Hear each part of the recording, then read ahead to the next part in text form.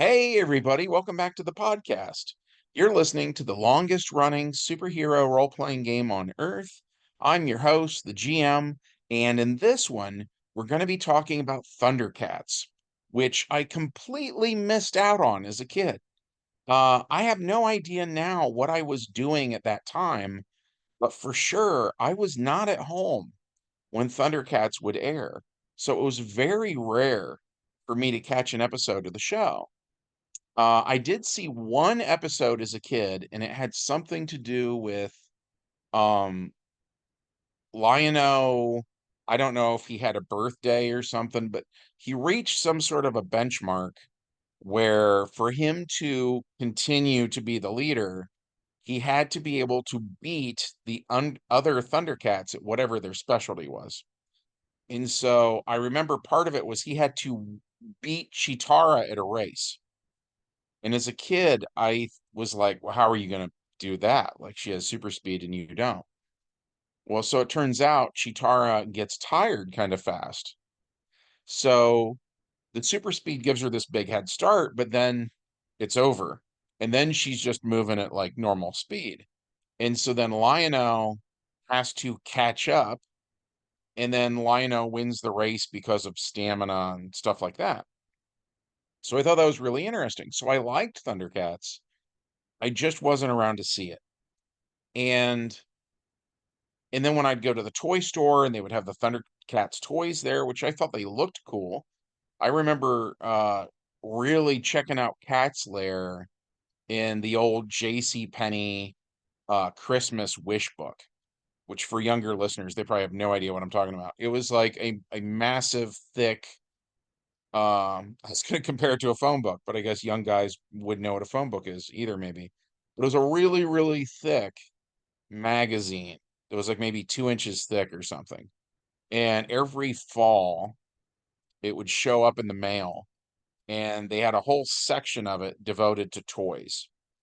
And so I would check out the Thundercats toys. I'd see Cat's Lair, which was their big play set, and I thought it looked really cool. I wanted it.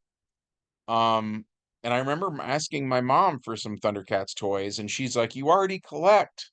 And she started naming off, you already collect Transformers and G.I. Joe and He-Man and Mask and, whatever. And you don't need another, I don't need for you to find yet another thing I have to buy you. So I never owned a single Thundercats toy as a kid. Um, and then in the year 2000, I was out of college by then, and I had bought the local comic book store. And one of my customers was a guy named James Porch. Shout out to James if he's listening. Um, James is a huge Thundercats fan. That's like his main thing. And the rest of us, we didn't really know anything about Thundercats. A lot of the guys who were the regulars at my store, everybody kind of seemed like they more or less had one 80s cartoon that they were more familiar with that than anything else. And so for me it was Transformers. For most of the guys it was G.I. Joe. Some guys like Jason Seidner, it was He-Man, but we didn't really have very many guys who had watched much Thundercats. So James started to bring in VHS tapes. He had taped all of it. And so he brought these VCR tapes in, and in my store, because I wanted my store to be a place where people could hang out, because there was kind of nothing left to do in town anymore at that point. So we had a couch over in the one corner, and we had a big TV set in the corner there. And we hooked the VCR up to that, and we had Thundercats playing then. And so a bunch of guys would just sit on that couch and watch Thundercats and eat microwave popcorn and drink Mountain Dew and stuff like that. And so that was my introduction to the series. And um the local steelworks in our town closed down, and they sent all of those jobs overseas. And that just destroyed the economy of our town. To this day, almost 25 years later, our town really still never recovered from that. And a bunch of stores went under, including mine. And so I moved into an apartment. I got married. My wife and I moved into an apartment in sort of a suburb of that town. And we were in this apartment complex that had a really nice big swimming pool out back. And for whatever reason, nobody ever used it. It was bizarre. I could never figure that out. Um, and and at any rate, the summer of 2004, like almost all of my old customers would come over to my apartment because they missed hanging out. And by then, ThunderCats had been released on DVD. And so James was showing us the DVDs in the apartment there. And every day that summer, we'd go outside. We would we'd play around in the pool, stuff like that. And when we came in, somebody would order a pizza or something, and we would play DC Heroes, and it was always about 80s cartoon stuff that summer. And so one of the things that we were playing was ThunderCats. And so and then the other thing was I was watching the cartoon, and I remember asking James um about the setting of ThunderCats, and he didn't really have the answer to this. And by the way, thanks to Facebook years later, I became friends with the voice of Lion-O, Larry Kenny. Great guy, by the way, super nice guy. I reached out to him one day and I said, "Hey, can I ask you a question?" And he's like, "Sure." And I was like, "What is the setting of ThunderCats?" And he's like, "Third Earth." And I was like, "Yeah, let me change my wording a little. Is it Earth? Is it our Earth, which is the third planet from the sun? Is that where the word or whatever third Earth comes from?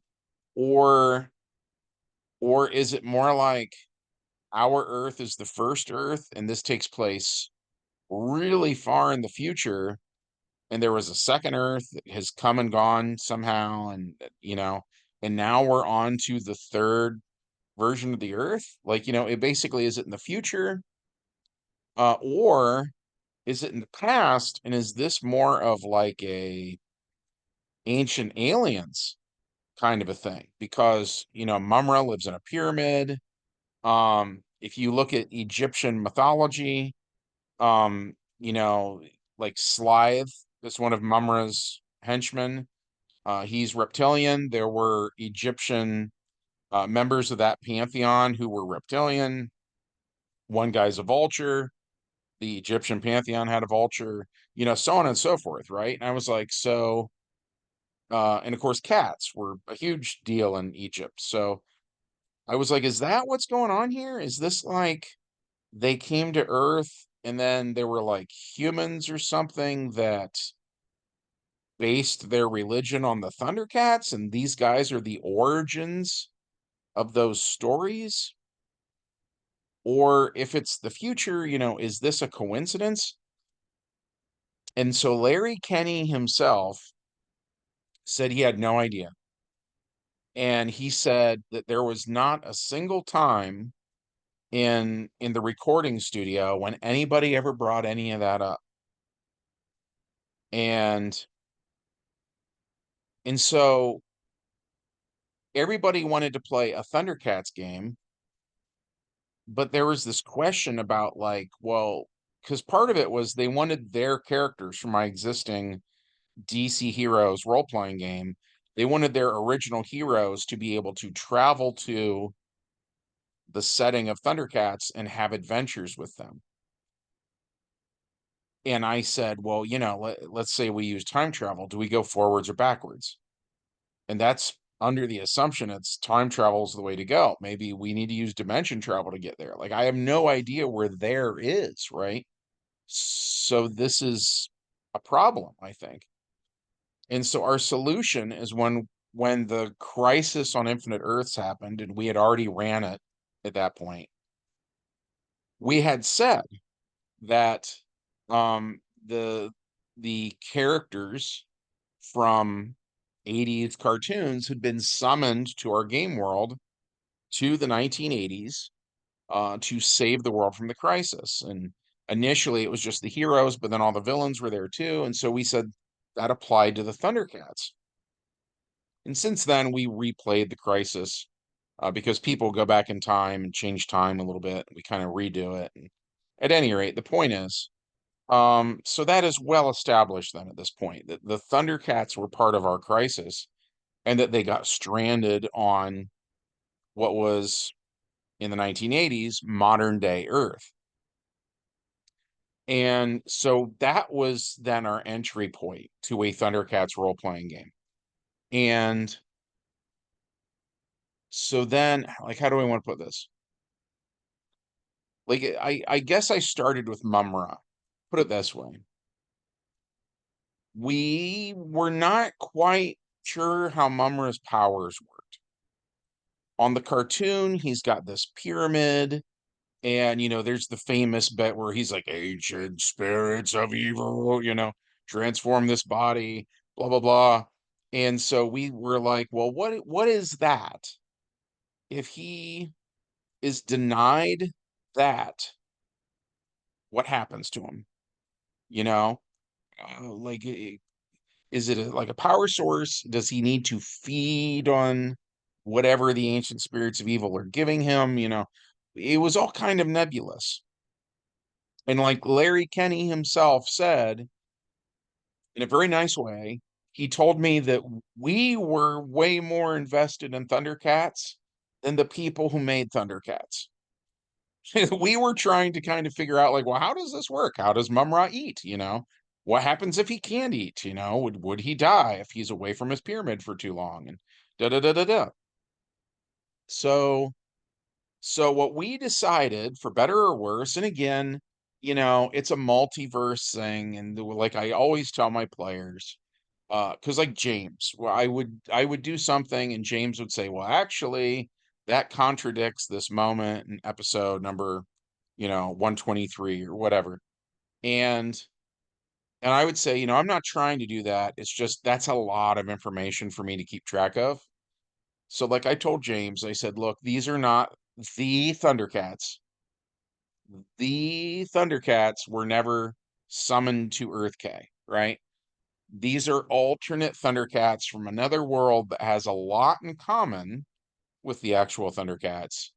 But, you know, any mistakes I make then, let's chalk it up to that." And he was cool with that. That was kind of like the medicine that helped, or excuse me, the sugar that helped the medicine go down is what I meant to say.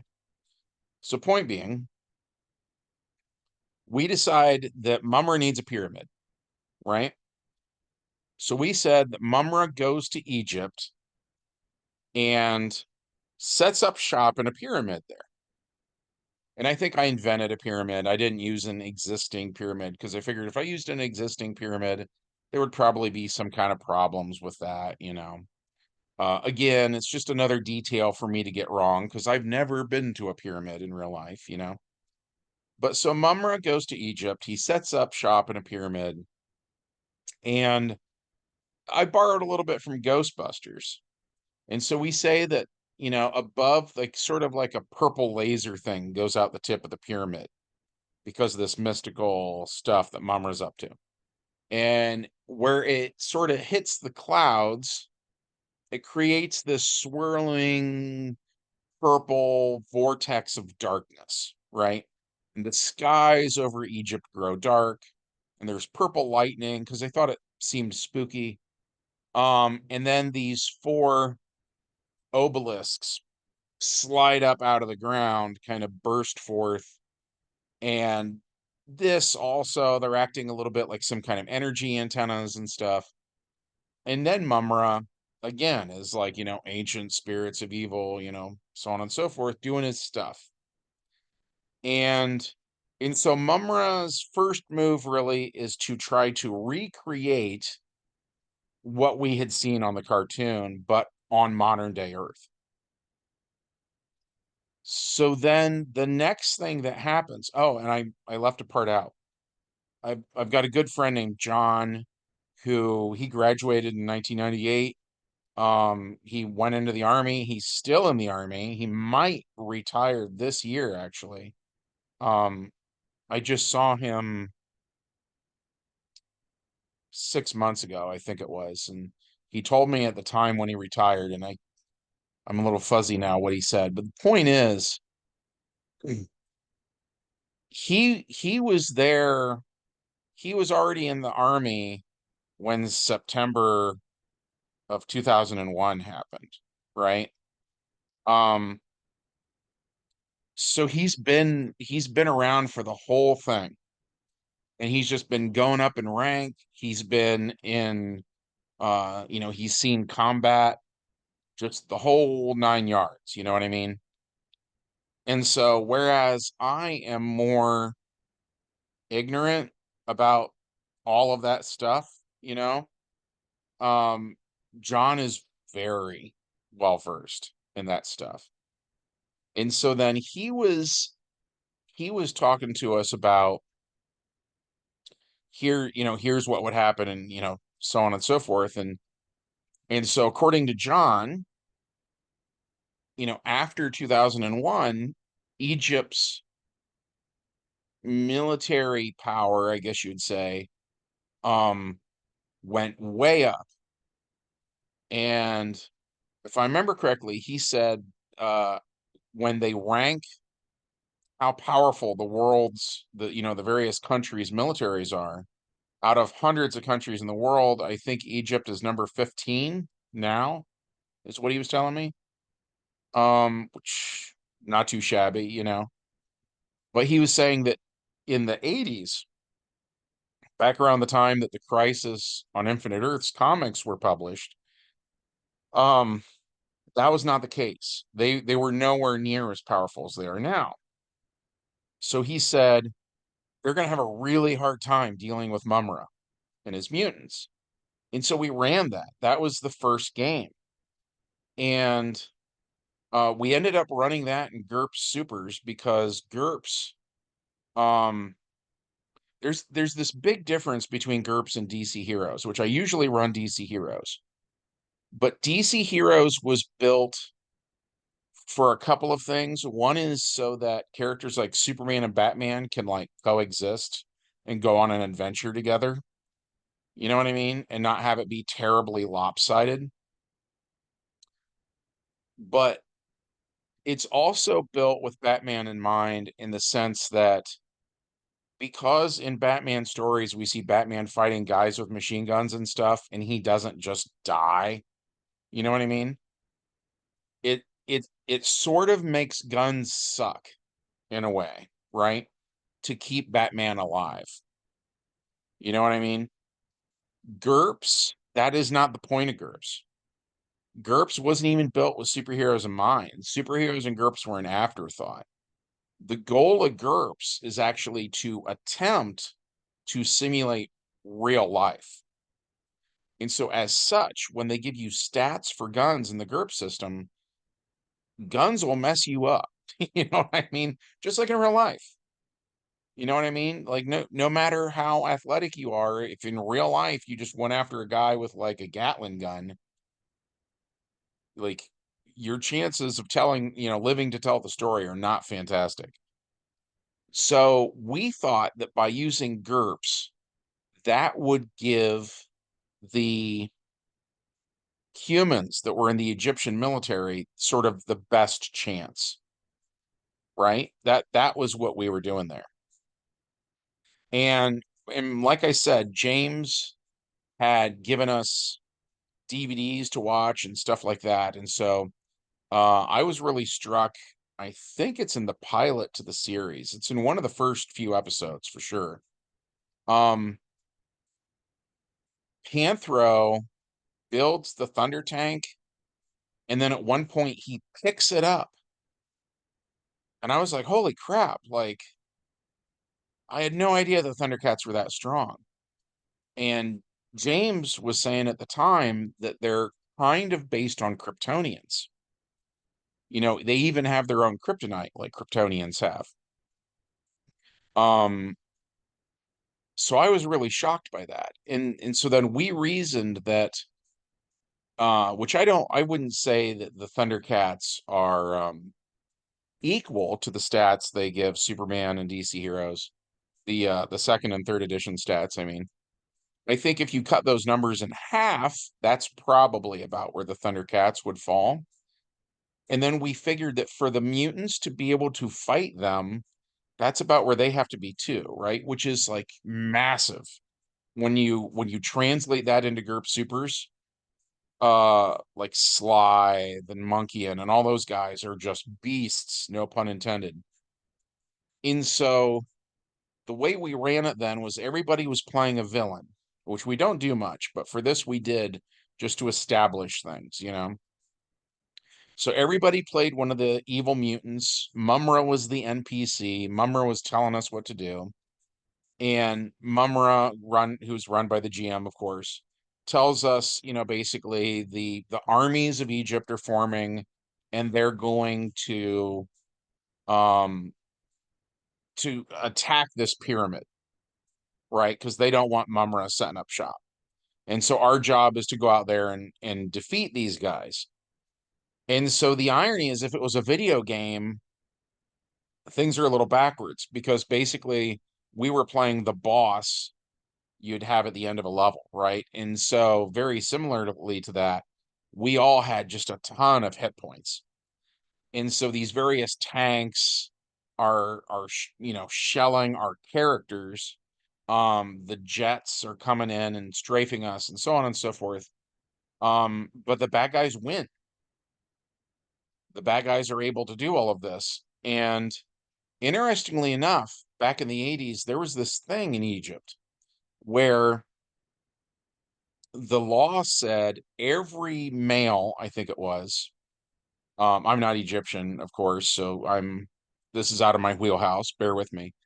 But as I understand it, it was every male, once you turn 18 or whatever age they chose over there, it was a mandatory 3 years in the military for everybody, right?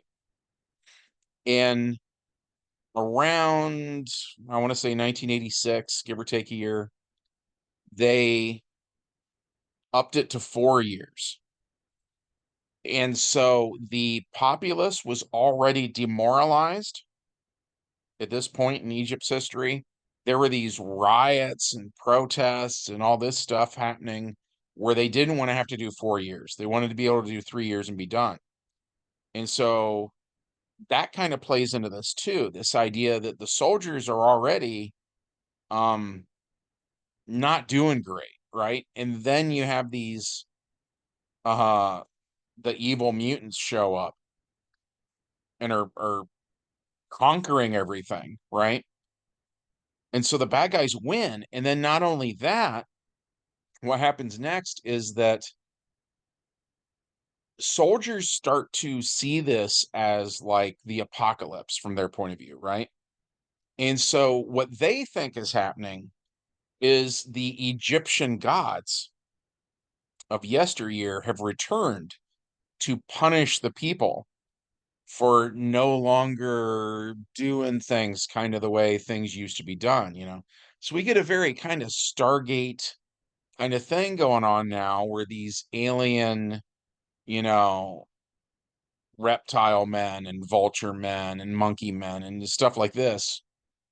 You get it, right? That they are starting to be worshipped. And and so then mumm-ra, they of course think is actually Ra. Um so that happens. And that was like the first adventure.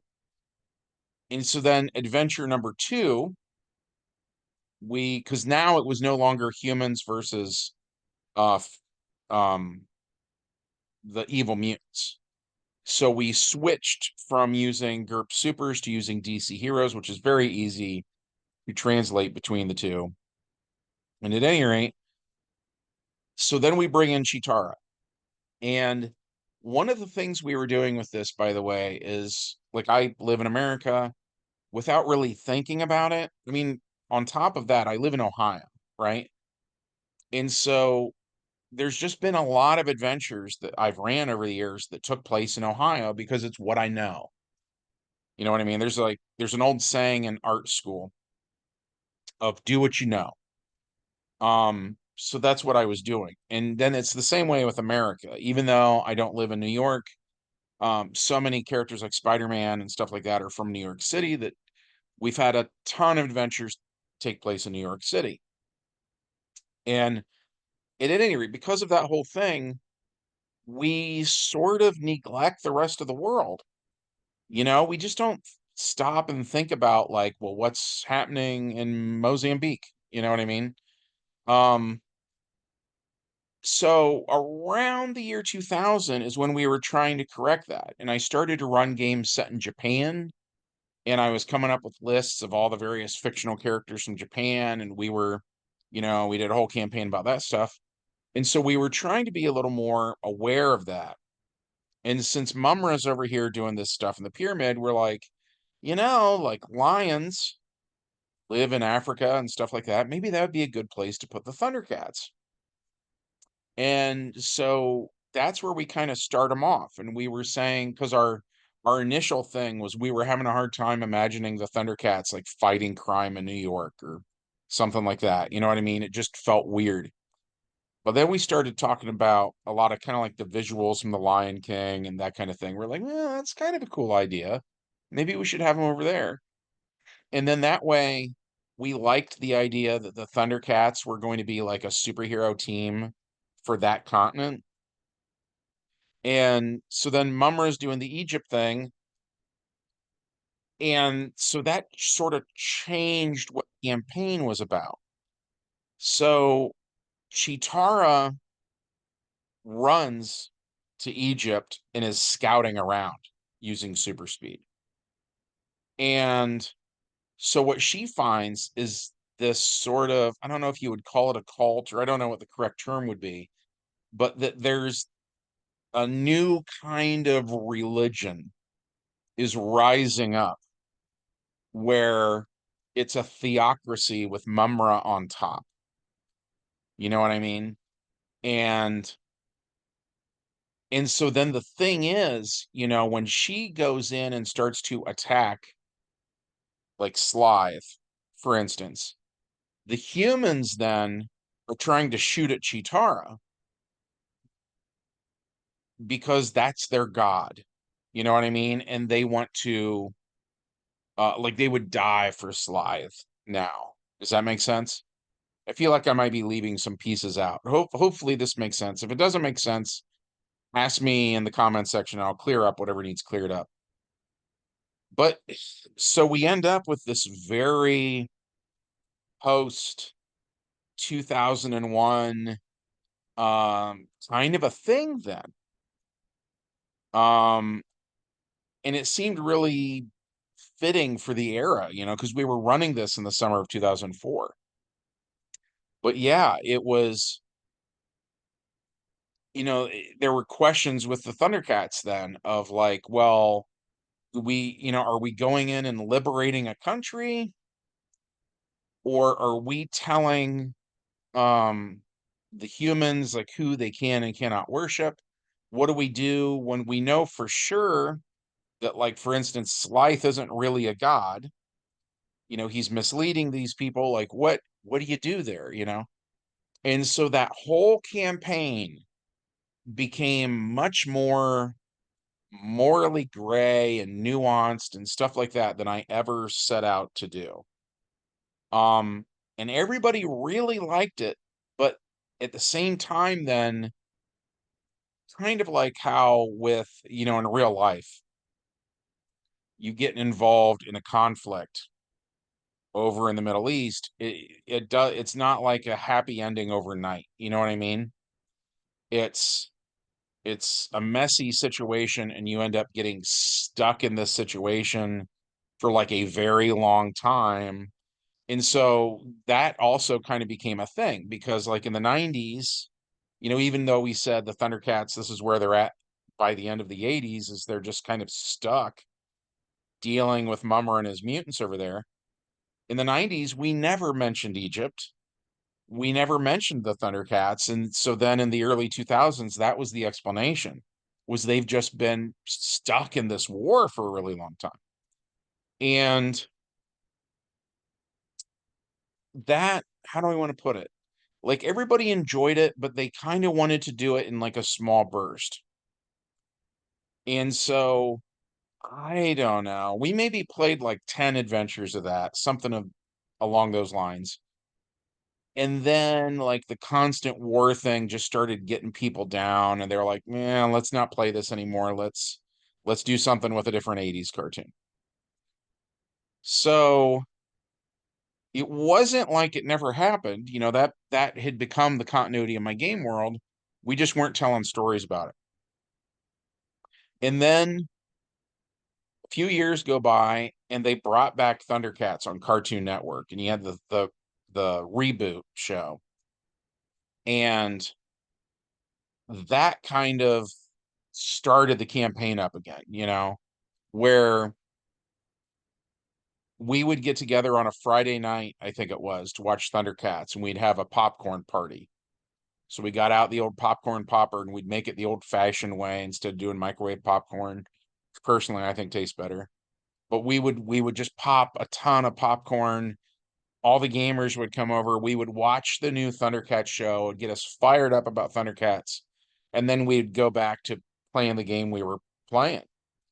Um, and ultimately, shortly after the Thundercats show was canceled, the Thundercats finally kill mumm-ra. And that was another big kind of point of contention, was different players arguing about what the Thundercats would or would not do. And a bunch of the guys were arguing that mumm-ra's not really alive, and that made it okay, and you know what I mean? But yeah, the end of the day, they kill mumm-ra, and also by that point, um, we were really ripping off the 2011 TV show a lot. So a lot of the vehicles were mass-produced vehicles. Um, Slythe was like the leader of an army of lizard men rather than a single guy that you had to deal with. Um, Stuff like that. So that was pretty cool. And that kind of wrapped up the Thundercats stuff for that era. We haven't really mentioned them since then. Um, I sort of would like to think of it as, how would I put this? I think they would transition into more of a superhero role, and they would be, in a way, kind of like the Justice League of Africa. Not literally, but you know what I mean? Kind of like that sort of a thing. Um, but yeah, that's pretty much it for what we did with Thundercats. And this video lasted way longer than I meant for it to, so I should wrap it up anyways. As always, I want to thank everybody for supporting the channel. Thank you for being here. You guys are awesome. Um, if I screwed anything up on my end, because God knows I make mistakes, just ask me in the comments section and I'll be happy to try to clear something up. Um, as always, we'd love it if you took a moment of your time to hit like and hit subscribe and all that jazz. And from everybody here at the longest running superhero role playing game on earth, we hope you have a good one and we'll see you in the next adventure.